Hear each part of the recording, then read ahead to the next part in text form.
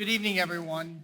Thank you for joining us for the first of multiple community focus groups to help us gather both information and community input on a potential Troy Wynantskill reorganization. My name is Bob Breitenstein, and I'm serving as the lead facilitator for this study.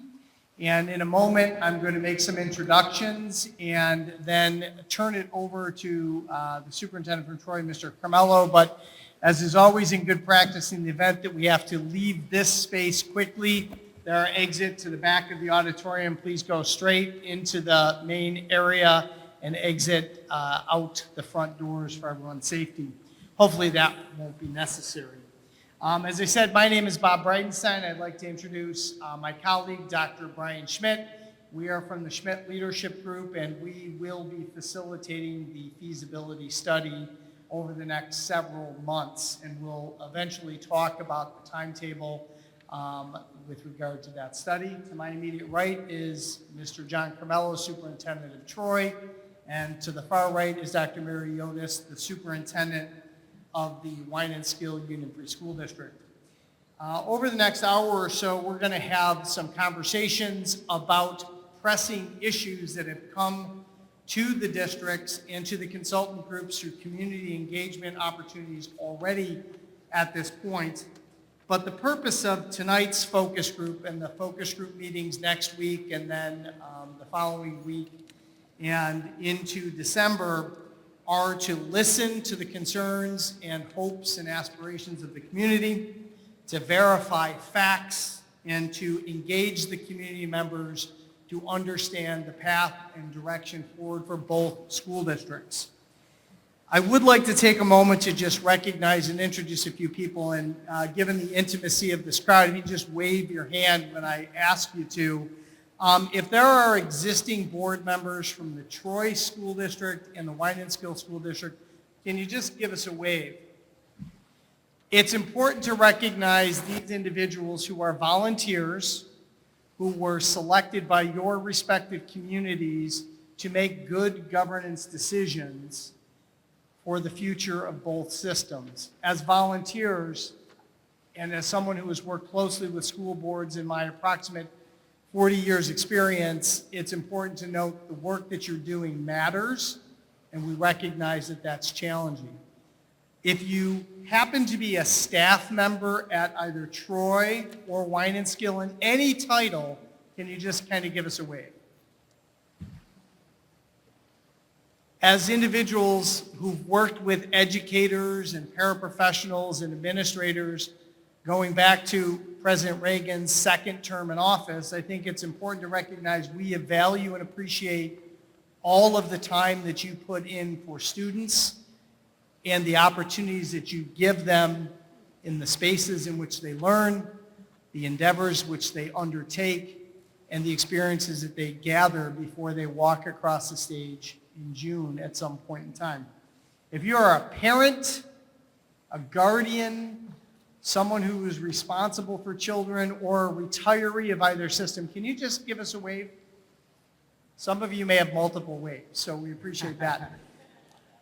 As the individuals who spend a significant amount of time with children, we appreciate you being here on a Tuesday evening to listen, to share your concerns, to share your thoughts with the administrative teams and the consultants. This is going to be a lot of the adults, hopefully. If you're a taxpayer in either community, can you raise your hand? Ultimately, you are the ones that fund public education in both communities. And we recognize as stewards of your trust that we need to get the decisions correctly and get the decisions right for not just the students of today, but for generations of students. And that is a pressing concern for all of us. And the last and maybe the best group, I think, if you're a student in any school district, whether it's Troy or Wynantskill or one of the other communities that might be involved by these decisions, can the students raise your hand? Okay. Now, I wouldn't be a good educator if I didn't give the students a little homework. So students, regardless of your age, as adults wrestle with these decisions, at some point, adults, you may have experienced this, might get a little animated, maybe a little excited, maybe a little too excited. If we cross that line and we stray from making decisions that are in your best interest, I'm kind of deputizing all of you to give us the wave and say, okay, let's get back on task. We often forget as adults the decisions we make directly impact students, and we appreciate the students that took time out of their day to give us the tour, the students that took time out of their evening and birthdays to spend a time touring this campus, and so we appreciate that. As we jump into this, we will have an opportunity for Q&A, and dialogue is always an important part of this process. We are recording this, and at the end of this, it will be posted on the Feasibility website that is hosted by Quest Arboces, as well as taking questions. And just kind of a request so we can get to as many questions as possible, and we'll get to all of them, I promise. If you can get to the question quickly so that we can answer as many questions as possible, or at least make sure we know them. It's our goal to respond with any question with facts, with verifiable information, and that will help govern the course of the study to get the two respective boards and the respective communities the information to make informed decisions. And then before I turn it over to Mr. Carmelo, one final plug. On the back of your handout is a dedicated email, Troy, WUFSD feasibility @gmail.com. That comes to Dr. Schmidt and myself. The districts do not see that. We will extract out those questions, and we'll keep a recording and a catalog of all those questions. It's important for the districts to know the questions, but not necessarily assign a name to that. And we think confidentiality is important because these are important decisions, and we want an honest dialogue. If you have a question or a concern or a fear or a hope, please use that to send it to us so that we can make sure that those concerns and questions and suggestions are incorporated into our study. And we shouldn't assume, I would rather have 37 of the same questions than 37 questions of the same nature not go unanswered because we believe someone else asked it. It's important. If it comes to you, it's open 24/7, and the email will be open until December 31st. And that will help inform us to make sure that we dot every I and cross every T to get you the data and the information that you need eventually to make an informed decision. And with that, I will turn it over to Mr. Carmelo, who has quite a bit to share with you this evening, and then we'll get to some Q&A. John? Thank you very much. I'm glad you said quite a bit because I do have a kind of a long sheet plan. I also want to recognize Dr. Cruz, our district superintendent, who was here in the summer when we had our joint meeting and is leading this process as well, and her support has been certainly appreciated. And I'm going to specifically mention our 4 students who helped with the tour, and Mr. Stack. I'm not sure if Mr. Stack got here yet. Oh, there he is. Thank you, Mr. Stack. And thank you, Madison Schmidt, Jackson Murray, Vanessa Quinn, and Juliana DiNardo.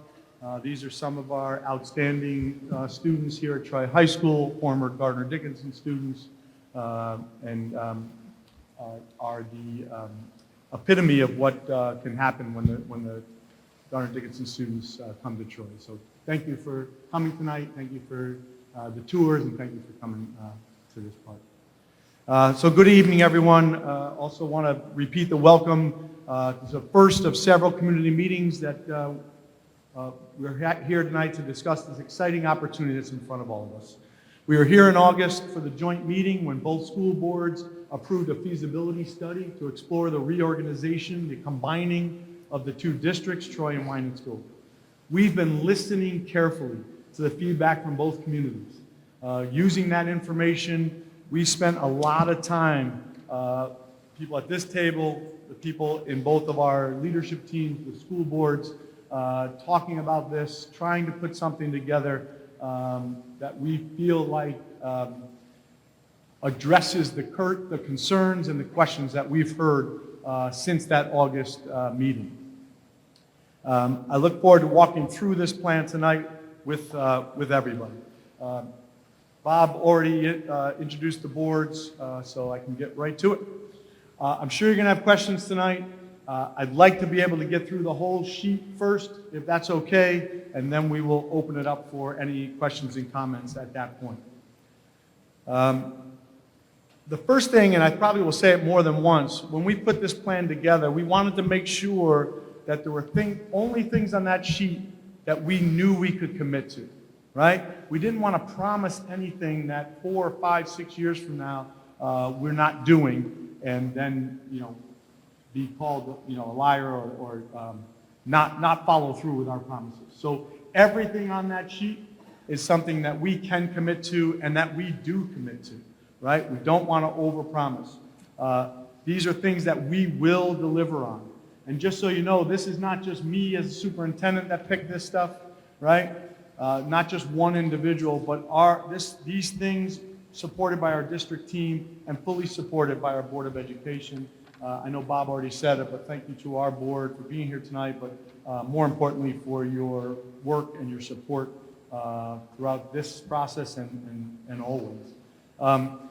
We've decided as a school board, they decided at an upcoming board meeting, they're going to approve this flyer, and if we get feedback that we change a few things or update it with more details, when it looks complete, they will approve it as a board resolution, as a public show and a public demonstration and documentation of support. I think that goes a long way.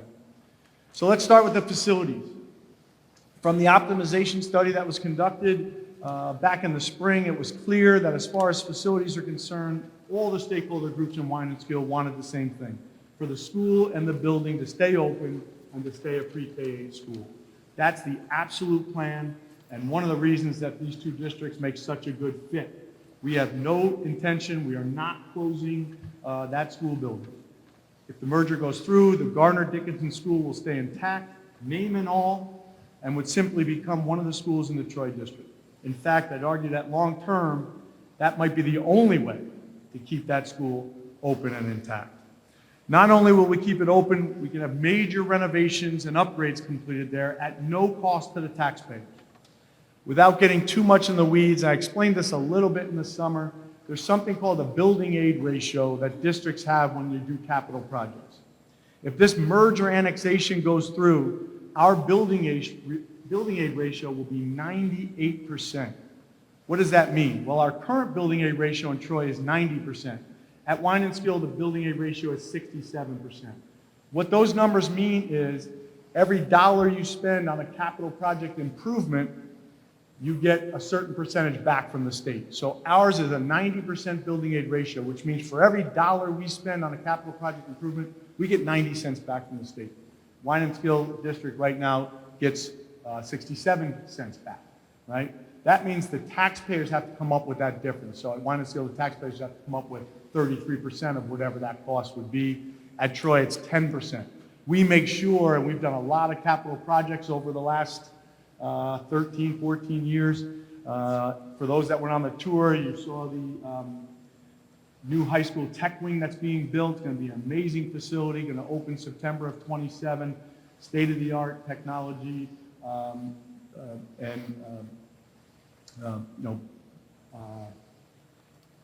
welding and carpentry and metalwork and all those kinds of things. So at our current building aid ratio of 90%, every dollar we spend, we get 90 cents back. That's why we've been able to do so many projects.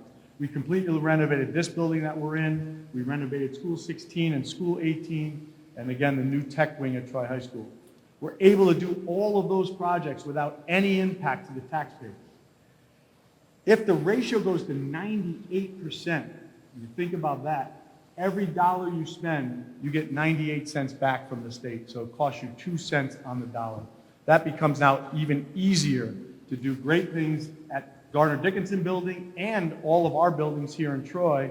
And again, easily at no cost to the taxpayer. So not only is our plan to keep Gardner-Dickinson School open, but our plan is to do a capital project there fairly quickly and make it a state-of-the-art 21st century building with everything the staff and students need for an optimal learning environment and a safe and secure facility.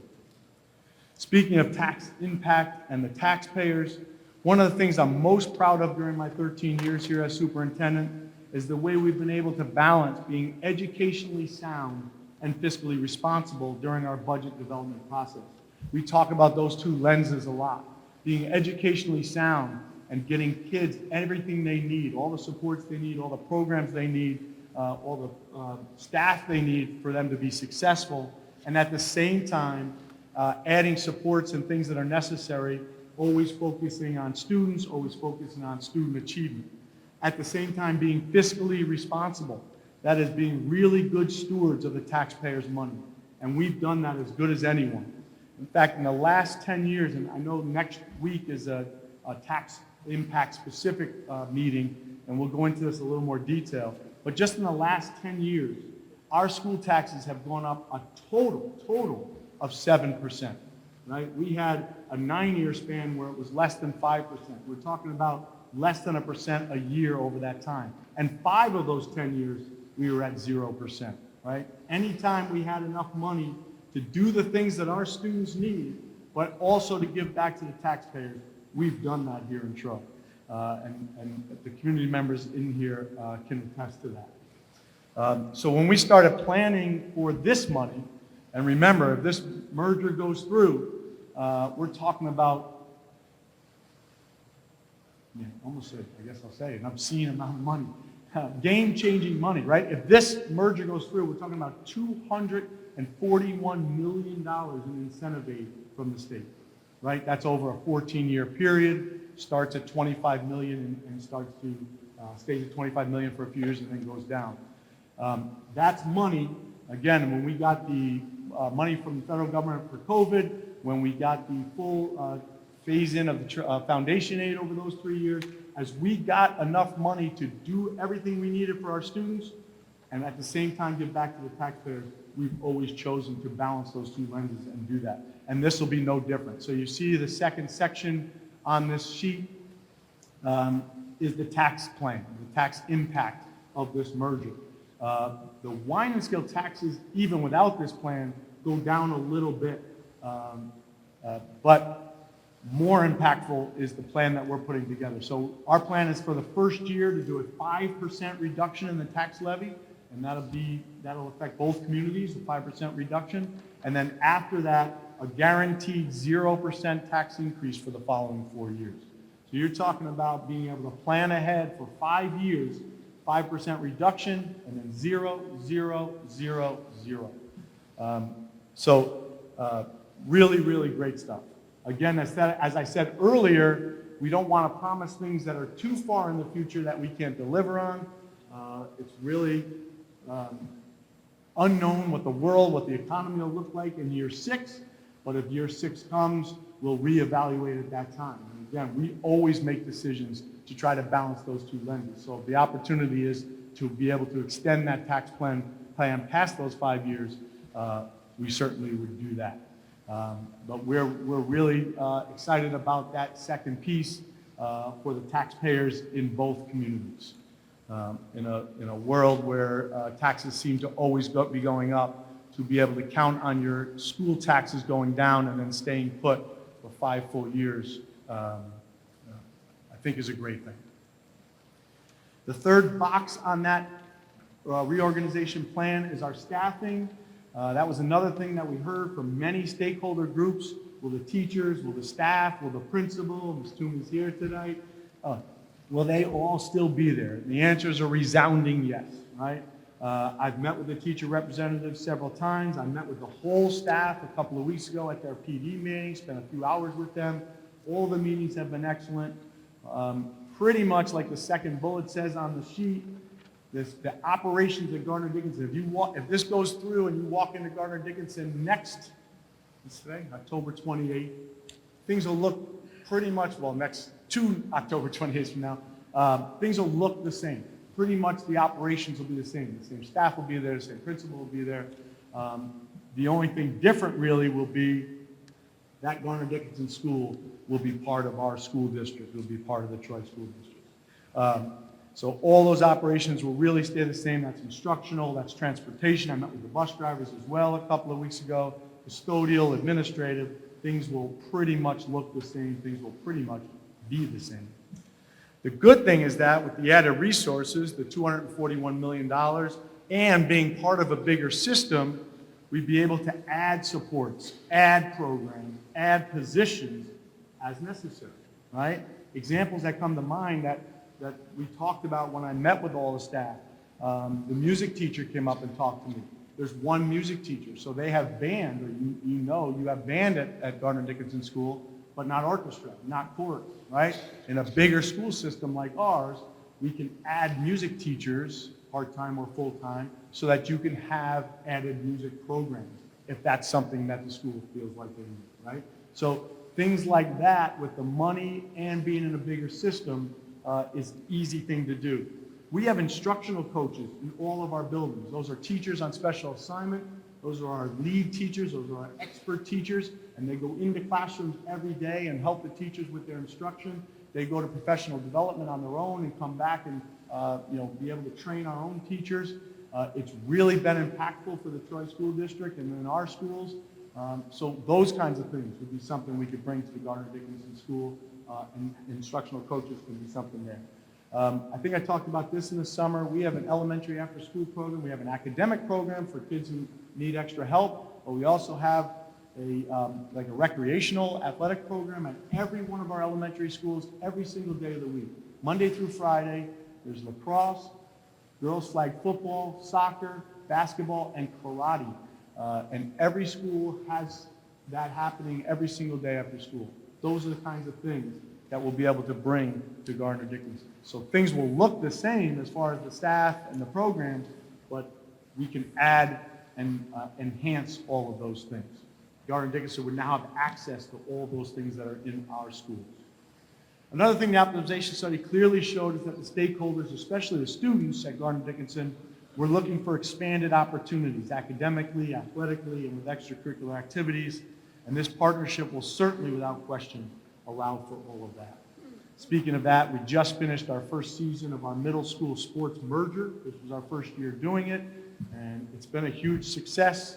It's going extremely well. Every day, 25 or so Gardner-Dickinson students. I met them the first few days, and Mary came over longer than that, I think first couple weeks, just to make sure everything's all right. But I met them the first few days. They come here at the end of their day. They go in this building, into a room, get some homework done, just hang out, wait for practice. Our school ends a little bit later than yours, but it's been really, really successful. Gardner-Dickinson students, Troy Middle School students, competing alongside each other on the same team in several different sports. And now as the winter season approaches, we'll have students who continue to do that and participate in our winter sports programs, as well as the middle school musical, which is coming up, obviously the mine team, and ski club. Again, this partnership has been a win-win for all involved and clearly displayed what a great fit the two districts are together. The fourth section of the flyer is school choice. We certainly have heard you regarding this. We know it's an emotional topic for some. And first of all, as I said at the joint meeting this summer, the first and foremost, any student who's currently in one of the other high schools will definitely be able to finish their 4 years there. And there's no question about that. We would not make someone transfer out and come to Troy, and that's what that first bullet stands for. We're also willing to discuss keeping school choice as an option for a transition period that's reasonable, practical, and sustainable. Again, we don't want to promise things that we can't deliver on, but we have heard it. We have heard how important it is to some folks, and so we are willing to have that discussion and talk about what that transition period would be, how long that transition period would be, right? That's what we'll have to figure out. We have a specific meeting next week that's going to be school choice specific, and we'll talk in more detail then. But we definitely want people's input on it. Bob already referenced the email. You can email that if you have ideas about that, or we'll have some questions and comment time in a little while. For people that are here tonight from Troy, or for anyone who's unfamiliar with school choice is, because Wynantskill is a pre-K-8 district, their students currently have school choice for high school. The four choices are Troy, Averill Park, East Greenbush, and Tamarack. Wynantskill pays a certain amount per student to attend one of these districts. Each district charges a little different amount, and depending on how many go to each one during any given year, with approximately between 100 and 120 students total at the high schools, that costs approximately $1 million. I'm not sure if people really understand that. That's a real expense currently for the Wynantskill School District, and if the merger goes through, ultimately for the Troy School District, right? $1 million a year to send kids to a different school. So we need to keep that in mind when we're discussing a reasonable transition period. But again, we do want your input, and we're willing and open to discussing it and figuring something out. For suggestions or questions about school choice or about anything, again, I want to refer you to the email on the flyer. We do want to hear from you, so please make your voices heard. The last thing I'd like to say tonight is something I said this summer as well at the joint meeting, but I think it's worth repeating. We have had a long-standing positive relationship, partnership with the Wynantskill School District, going back to when I was Troy High School principal and even before that. As one of the high school choices for Garner Dickinson students, those students, for the ones here can attest to it, who attend Troy High School thrive and excel. In just the last 14 years, we've had 2 valedictorians, 4 salutatorians, and 6 students who ranked number 3 from former Garner Dickinson students. During that same 14 years, Garner Dickinson students who have attended Troy High have earned over 3,000 college credits through our extensive college and the high school program, averaging 220 college credits per year. That's just the Garner Dickinson students, averaging 220 college credits per year. At Troy High School, we have as good of a college credit-bearing program as anyone in the area, with 27 courses that can lead to college credit and a few more on the way. I was just talking to the high school principal today. Last year's graduates alone at Troy High overall earned over 2,000 college credits. They also earned over $300,000 in separate scholarship money and awards that we give out at our annual awards night. And I don't have that breakdown, but Garner Dickinson students certainly have been beneficiaries of that scholarship money over the years as well. All that to say, the Garner Dickinson students fit perfectly at Troy High School, and again, have been extremely successful here. With this reorganization and all that comes with it, with this opportunity that's here before us, every student, every staff member, and both communities at large will certainly benefit immensely. Thank you for listening to all that, and I think we'll have time for questions and comments. Right? Absolutely. So if you would like and have a question, we can ask you to come down to the microphone and just ask your question. We'll get to as many as you can. So please come on down.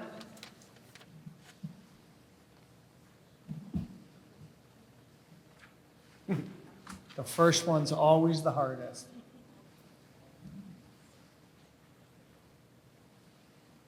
Yeah, definitely.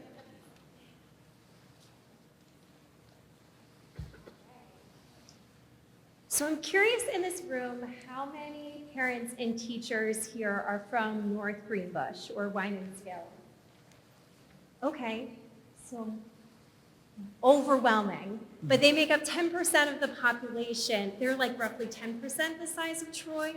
And so this meeting is demonstrating that we're not getting equal representation from the Troy side. We have more disadvantaged families. We have more single parent households.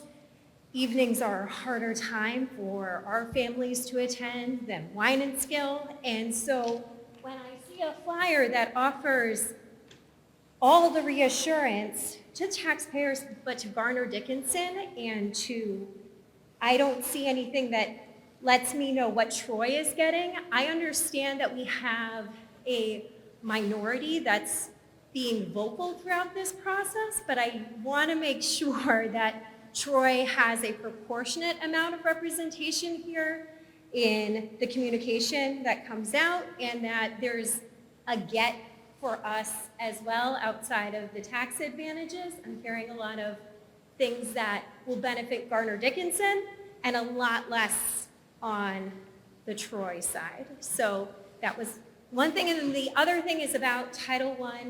Right now we're a designated Title I school.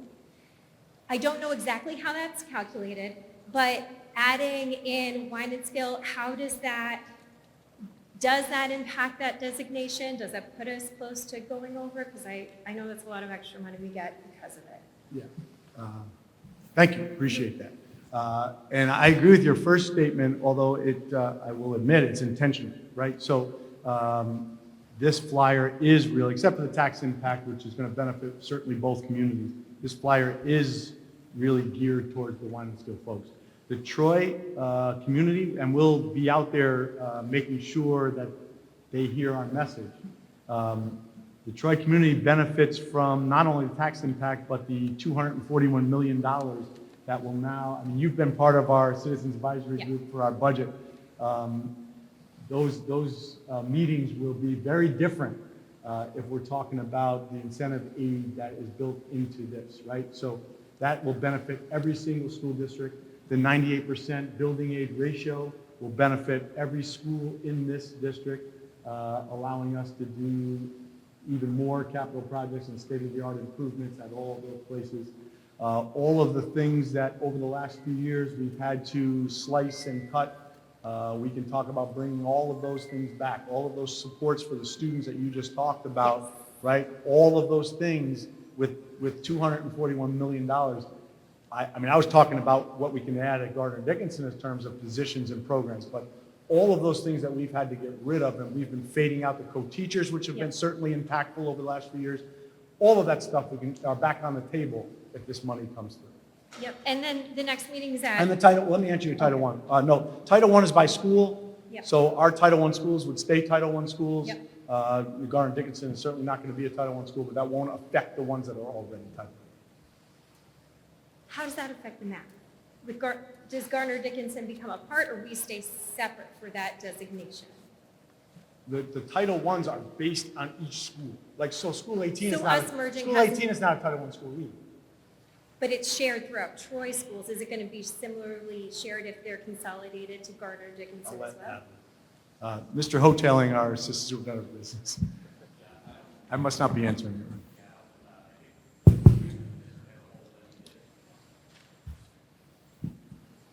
Right, so we designate the schools individually.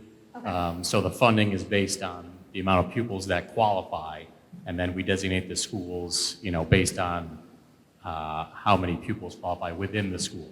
So like, for example, the high school, we don't use Title I funds, but we do for the schools that definitely qualify. I don't believe it would impact our overall funding because it's on a per pupil basis. It's not like that the denominator changes whether you qualify or not. Thank you. Yes, got it. And then for the Wynantskill meeting, have we thought through public transportation? Because there's public transit that comes here and there's not to Wynantskill schools. So if we're already seeing a lot more representation from North Greenbush, are we thinking about how we can assist Troy families in making it to that location?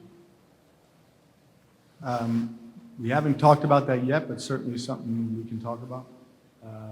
We will make sure we get out messages to the Troy community to use this email if they're feeling like they want to come to meetings, but they don't have access to do it. My guess is they're not coming to this meeting because they know it's all positive. There's nothing negative for the Troy community to worry about in this merger. Well, as a PTA president for School 16, I can tell you, no, they're busy in the evening. They're single parents, they're in school, they're working jobs Understood. where they work evenings. It's hard to get them. It's hard to have them in one place at the same time. And so it might take opportunities like during morning meetings to invite parents in, brief them on it. Not all our students have internet access at home offering that at the school, but there might be an extra effort, and I would advocate for an extra effort to engage our Troy families so that the representation for the feedback you're getting matches the population. Understood. So if I can just respond kind of from our perspective as consultants, part of the goal is to understand all of those concerns, and thank you for sharing them, and thank you for your role as a PTA president. I forgot to mention PTA. My wife will make sure I hear from that as a former PTA president, all three of my son's schools. One of the goals from this is to understand the framework to move forward. And it's certainly important that the constituents of both communities support this and voice their concerns and hopes for the future. The real work, if this is successful, is how do the systems integrate? And that's why in setting up this conversation, the first event tonight was really designed for the Wynantskill community to meet the Troy community, because some have not done that. And there's a pretty good, robust crowd here tonight to start building on those relationships for engagement. But moving past what will happen in the spring in some way, shape, or form, positive or rejection of any recommendations to move forward, is how do the two systems integrate each other to provide enhancements to both, not at the expense of one or another. And in regard to the title question that you had coming from a school district that had some buildings who were deeply, heavily requiring Title I supports and others who had virtually no title supports, that becomes a district umbrella conversation of how do we meet the students in those programs where they're at, and then when they transition to a different building or a different part of the system, whether it's intermediate schools, middle school, high school, Voc Tech, or Twilight schools, so that those supports are able to be integrated for the students where they're at without overburdening the taxpayers and still managing the district's resources wisely and economically. And ultimately, the goal is to enhance opportunities and open pathways rather than be restrictive. But thank you for your questions. We appreciate that. Got to be a few others, I'm sure.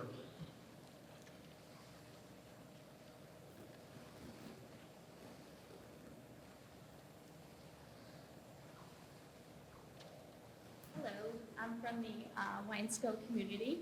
I heard you go through everything, and I heard about 3 times you mentioned 5 to 6 year promise.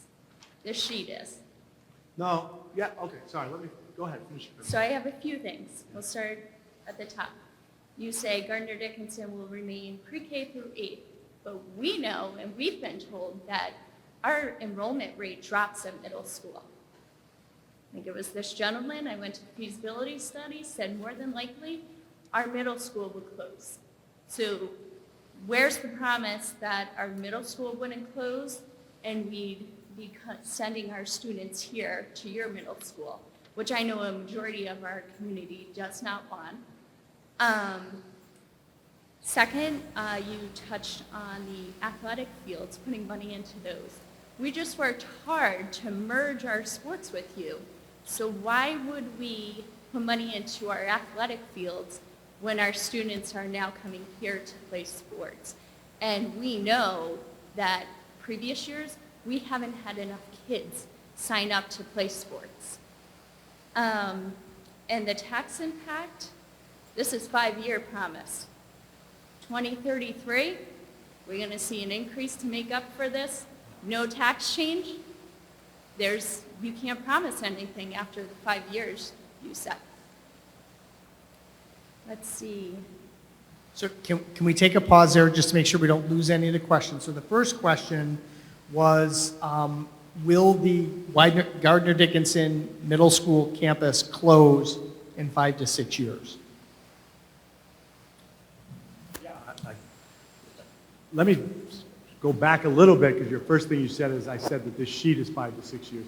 The only thing that really is 5 to 6 years here is the tax impact sheet. The rest of it doesn't have any timelines. So the school is not going to close. The optimization study, I mean, I wasn't part of that, so I don't know if Bob has input on that or Brian, but we are not interested in doing that. We've said it. The sheet, again, our board of ed is going to approve this. There's no intention. Now, if you're telling me your student population drops off at 7 and 8, and it's going to continue dropping off, I mean, I'm going to be reasonable about it. If you all of a sudden you have 3 8th graders over there, I'm not going to have a school open for 3 8th graders, right? So I don't know what dropping off means, but if everything's currently where they are or where they're going to be.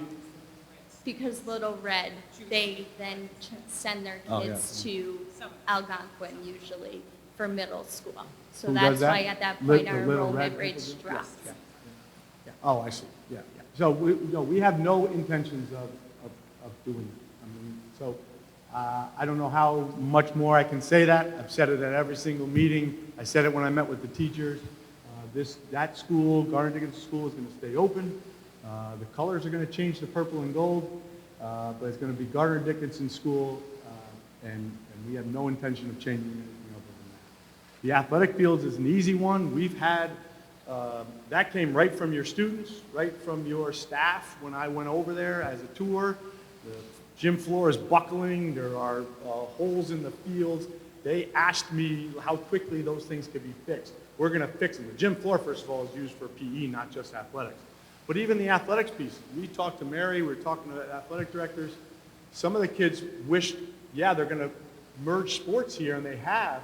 Well, couldn't we practice every day on some of the fields over there? Well, we can't right now because those fields aren't good enough. But if we update the athletic facilities at the Garner Dickinson School, then maybe some of the teams practice over there, right? So that's one of the reasons. But again, also for gym class and recess and the other ways you use the fields during the day, they're not just for athletics. And the last question is regarding the longevity of the tax impact, proposed reduction in 27, 28, and then the successive 0%. I can answer that as well. So you're absolutely right, and we've talked about it. I told you out of the last 10 years, we've had 5 zeros here in Troy, just in our regular budget development process. We talk as a board and the Citizens Advisory Committee, we have 3 or 4 members from the community that sits on that. We talk every year. When you have 0, you run the risk of the following year having to make up for that. We haven't done that because, well, first of all, I'll embarrass them, but we have the best assistant superintendent for business, right, Ebony? Ebony's clapping already, around. I mean, we're not going to make that mistake, right? We only do zeros when we know it's not going to skyrocket after that, right? We're getting $241 million. The only reason that this doesn't go past year 6 or year 7 is we want to, as I said, I only want to put things on here that we can guarantee. And, if the economy tanks, we're still getting the extra 20-some million dollars in year 6, right? So does it have to go to 1% at that point? Can we not maintain the zeros for those 4 years after that? I don't know. But it's certainly not, we're never going to be in position in those first 10 years with the money that we're getting that we'd have to skyrocket anybody's tax increases. That is not going to happen. And during the course of our study, we will look at longer range projections for the numbers. Enrollment is one of them. We did that during the optimization study. We've got a pretty good benchmark with some predictive models from Cornell, as well as county birth rates and things like that. So the numbers are shrinking in Wynantskill, but they're not shrinking necessarily as fast as they have in historical perspectives. But enrollment, I believe, will bottom out somewhere around, I don't have the number directly in front of me, is it 300? Yeah. And so there does become a sustainability piece, and that's why New York State is creating such a reorganization incentive for districts to look at it. Does it make sense?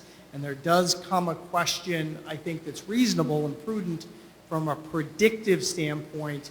At what point does that enrollment decline start to negatively impact instruction? And we spent some time talking with the faculty and staff and students and parents about that in Wynantskill. And specific questions, we would love to have them so we could do a little bit deeper dive and how that impacts individual students, whether they're students with disabilities or students with gifted and talented strengths, or ENL, or any other demographic group that's part of the school climate and population.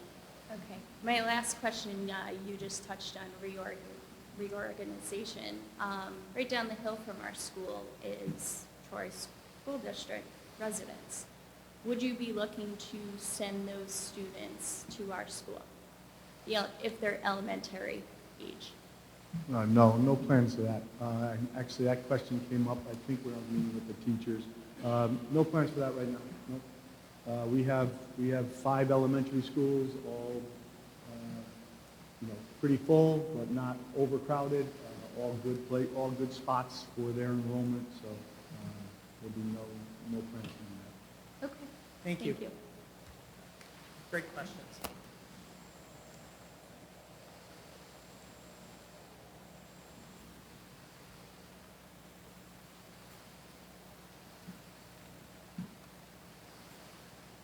How's it going? I guess my only question would be like the 241, like huge number, great for the school. What's the allocations like for all the school, like not the school district, but the different schools in Troy versus like Gardner Dickinson's going to need a lot of money to get it to standards, I guess. Like, Yeah, so the good thing is the money for the facility piece of it is even separate from that. That's the crazy part. The 241 million really, operational aid. It's going to, a lot of it is going to take time. So the vote will be sometime this spring, as we've said. And then if it goes through, this won't happen until September of 27. We're going to have over a whole year to look at both districts' systems, both districts' contracts, both districts, all the things, right? And so I don't know if I can give you a breakdown. It will become part of the district money that we will need for our operations. So, the things that I talked about, do we need we don't need new elementary after-school programs in our 4 or 5 schools that we have because we already have them. So yeah, that extra money would be going to Gardner Dickinson. We talked about a little bit, when the first woman talked, the co-teachers. We have a co-teacher model, not the typical co-teacher, regular ed teacher and special ed teacher. When we had our COVID money, we actually put 2 certified teachers in the same classroom so that kids could get more targeted, more intentional instruction. It really has worked out great. And that was to help with some of the slide that happened during COVID, right, during the pandemic. So would we try to bring those things back throughout the district? At that point, I would say that would be even, like everybody would give a little sprinkle of that. Instructional coaches right now are in every building, so that would be something we'd want to add. There's no breakdown that 80% of it's going to go to Troy and 20% is going to go to Gardner Dickinson.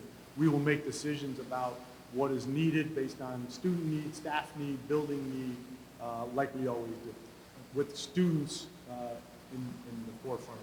yeah. And Great question. the aid will come in 14-year increments. Yeah. So it would be nice if you got it all up front, but New York isn't going to do that. And Yeah, then because I know you you're saying invest like it and then it 25 or perpetuates. something like that. That would be a Starts good with model 25. for our assemblymen and our state senators. But then all of the other aid that's currently in place, not just building aid, but foundation aid, which hopefully the state will address, building aid ratios, transportation aid, BOCES aid, categorical aid, libraries, textbooks, all of that will be recalculated under the Troy numbers based on the state being a small city school district, which is advantageous for the entire system that goes into the board and the leadership team and the community to provide input on over the course of setting the next spending plan for the following year. So there's still ample opportunity for stakeholders to present their concerns, as well as faculty and staff and building administrators, to improve the instructional programs, just like both systems have. The key difference is there is a greater availability of liquidity to do those things that everybody talks about in the faculty room, at Dunkin', at Starbucks. That said, I wish they would just do this, whatever this may be, to improve programming. It allows more options. And during our budget process, just so you're aware, we meet with every principal and every director, right? And we talk to them about if we had this money, or not just this money, but every year, if we get more money, what are some things you'd like to improve for students in your department or your building?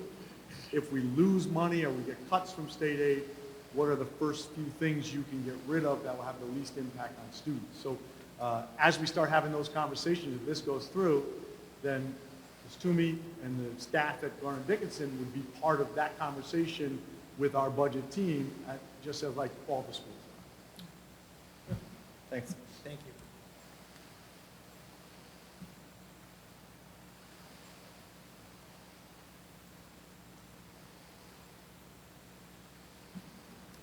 I'll channel my elementary teacher and say I know all about wait time as you're processing questions. I will share with you a singular question that came up via the or the email address about the recalculation of debt that Wynantskill currently has for their previous capital projects, the roof, HVAC systems, classroom renovations. We are looking at that debt load that Wynantskill currently has, that the community has already approved and that are part of the debt service payments and the annual budgeting. If the reorganization occurs, that is an extra added incentive where that debt, and we're looking at the numbers, but for round numbers, it's approximately $5 million of debt that's financed at the 67% ratio that Mr. Carmelo had identified. That would be able to be, the remaining debt would be recalculated at approximately 90% aid ratio, lowering the potential budget to budget and debt load for the previous capital projects done at the Gardner Dickinson campus.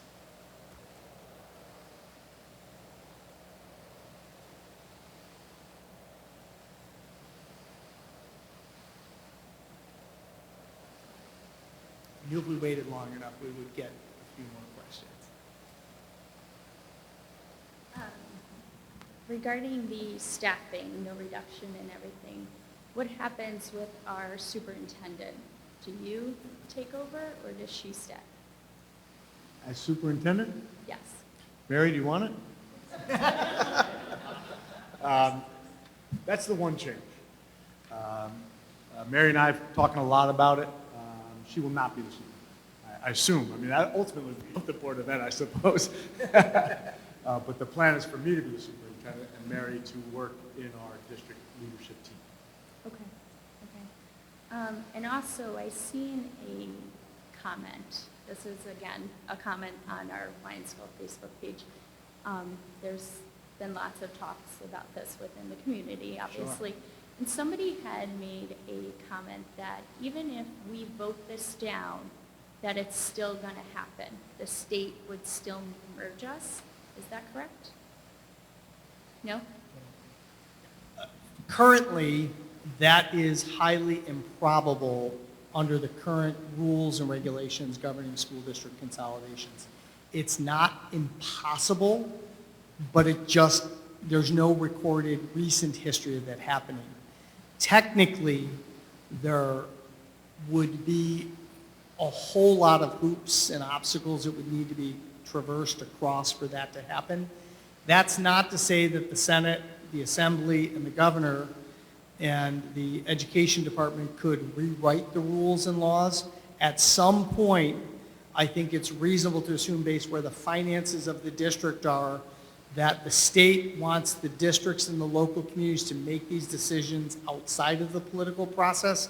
But there is a reality in the current economic climate that that window may close. It's not going to be today or tomorrow or any time that I would reasonably predict.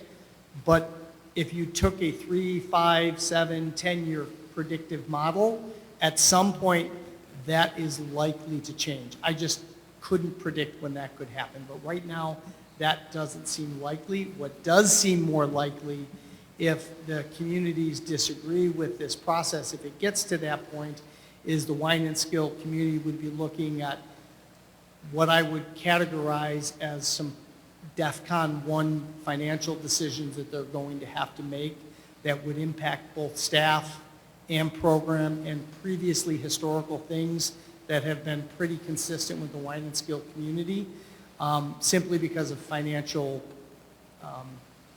challenges.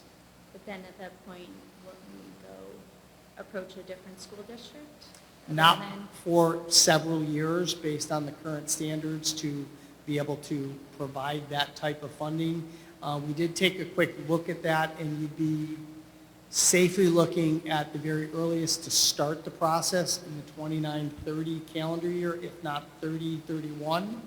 And by then, based on Dr. Tims's predictive models of financing, we would have, the district would have well surpassed DEFCON 1 in terms of fiscal and programmatic insolvency. Okay. Thank you.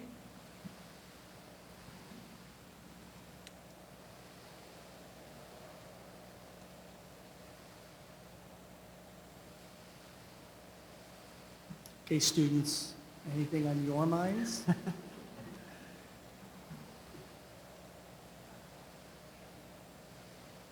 They're currently in the front row doing paper, rock, scissors to see who has to ask a question, but I won't put them on the spot. Just as a reminder, if there's no more questions, Brian and I will stick around if you want to ask a private question, and sometimes that's where some of the real solid gold conversations come from to guide us to our discussions and our investigations. But just as a reminder, Troy, WUFSD feasibility at gmail.com. We would love individual specific questions so that we can make sure that that gets incorporated into our course of study. And we are essentially looking at everything operational, instructional, and programmatic as we get to the end of December when we anticipate having some preliminary recommendations and then talking about specific recommendations, committee work that will occur, programmatic concerns, staffing concerns and questions that are addressed, and a whole host of other things. I will just simply say that the report will be very beefy with any and all artifacts and evidence. And I do want to thank John and Mary for continuing to feed us volumes of information, even dating back to the original incorporation of the Wynantskill district some 70 years or so ago when one of the first original consolidation studies occurred in the district.